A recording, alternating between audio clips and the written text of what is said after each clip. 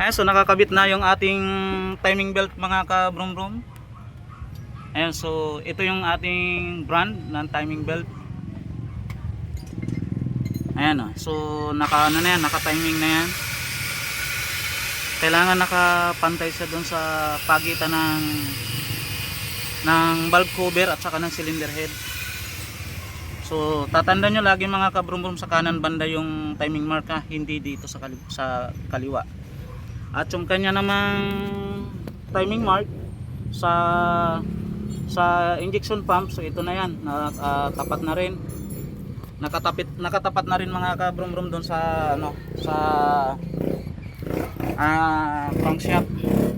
Ayan, so nakatapat na rin yan.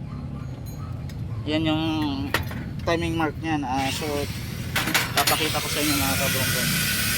Ayan, yan yung kanyang timing mark.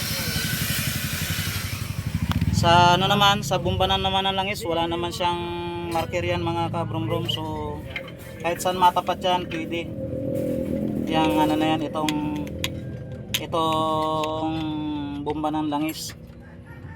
Ayan, so shout out sa may mga Toyota 1C. Ayan, subscribe, like and share. So thank you.